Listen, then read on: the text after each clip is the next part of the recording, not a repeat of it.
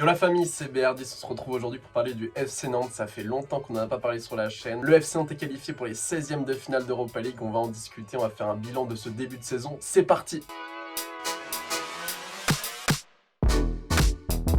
Vous le savez sûrement donc, le FC Nantes a gagné 2-0 hier face à l'Olympiakos à l'extérieur en Grèce à l'Olympiakos, donc félicitations FC Nantes, très belle campagne européenne. Moi personnellement j'y croyais pas beaucoup à leur qualification, surtout après leur premier match, c'était un petit peu poussif, on va en parler aussi mais en Ligue 1 c'est assez compliqué, donc vraiment personnellement j'étais pas un grand croyant à la qualification du FC Nantes, mais félicitations à eux, je suis très content pour eux, content aussi pour mes amis parce que la plupart de mes amis sont nantais et j'ai également beaucoup d'abonnés nantais, donc je suis content pour tout le monde, bravo à vous et j'espère que vous allez faire une belle campagne européenne. Les adversaires probables du FC Nantes du coup c'est la Juventus Turin, le Red Bull Salzbourg, le Shakhtar Donetsk, Séville, Ajax, Sporting, Leverkusen ou le FC Barcelone. Pour comprendre en fait c'est parce que le FC Nantes a fini deuxième de leur phase de groupe d'Europa League, ils affrontent donc un troisième de Ligue des Champions qui est éliminé de la Ligue des Champions mais qui est reversé en Europa League. Une sorte de barrage mais en réalité c'est un 16e de finale d'Europa League pour accéder tout simplement au 8e de finale. Imaginez juste quelques secondes un FC Barcelone, FC Nantes, un Robert Lewandowski à la Beaujoire, un Ousmane Dembélé, un Pedri, Frenkie de Jong, ça serait exceptionnel. On va essayer de classer le tirage en fonction du pire ou du meilleur tirage. Pour moi le meilleur tirage il se joue entre deux équipes, le Bayer Leverkusen qui fait une saison assez compliquée, rien à voir avec la saison dernière, c'est vraiment faible défensivement, en Bundesliga ça prend énormément de buts, leur défenseur phare Tapsoba fait une saison dégueulasse, en attaque aussi il y a des joueurs en sous-performance, Moussa Diaby n'est plus aussi bon que la saison dernière, et il y a aussi Salzbourg qui prend pas mal de buts, mais je pense quand même que Leverkusen est le tirage le plus facile, enfin facile vous m'avez compris, le moins compliqué. Et le pire tirage pour moi évidemment ça se joue entre le FC Barcelone, leader de la Liga, à quelques points devant le Real de Madrid, 1 ou 2 points je sais plus, éliminé de la Ligue des Champions, je pense qu'ils vont vouloir très bien faire en Europa League, surtout face à la désillusion de l'année dernière face à Francfort. Il y a la Juventus aussi qui fait une saison compliquée comme depuis 2-3 saisons, mais on les a vus contre le PSG plutôt bon, avec le retour de Federico Chiesa ça peut leur faire énormément de bien, le numéro 7 italien qui est vraiment un très bon joueur, mais pour moi le FC Barcelone ça reste quand même au-dessus et je pense que si le FC Nantes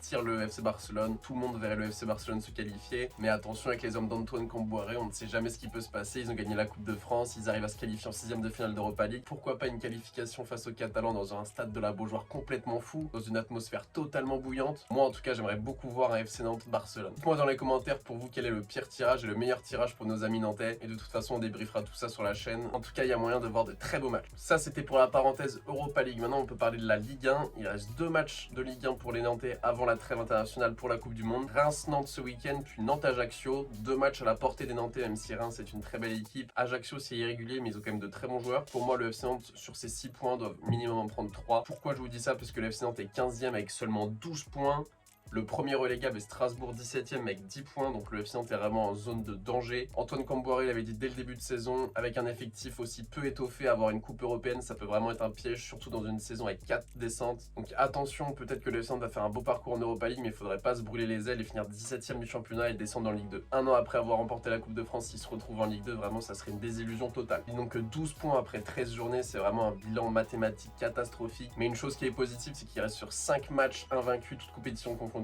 avec une victoire 4-1 face à Brest, un match nul 1-1 face à Nice, très intéressant face à Nice, une victoire 2-1 face à Karabag, un match nul 1 partout face à Clermont, là c'est plutôt un résultat assez décevant, et une victoire 2-0 à l'extérieur, l'Olympiakos qui est un très bon résultat. Donc ils sont sur une dynamique positive, on espère que ça va continuer pour aller chercher ce maintien et pourquoi pas un peu plus haut, la 10e place, le milieu de tableau, on sait pas. En tout cas, on croise les doigts pour nos amis nantais, on se retrouvera un peu plus tard dans l'année pour refaire un bilan de la saison du FC Nantes, comment ça a évolué, est-ce qu'ils sont bien partis pour le maintien, ils sont encore en Europa League. De toute façon on va suivre ça de très près sur la chaîne. Je vous remercie d'avoir regardé, si ça vous a plu n'hésitez pas à liker et à commenter si vous voulez plus de vidéos sur le FC Nantes. C'était BR10, je vous souhaite une bonne matinée, une bonne journée, une bonne soirée, une bonne nuit, peace.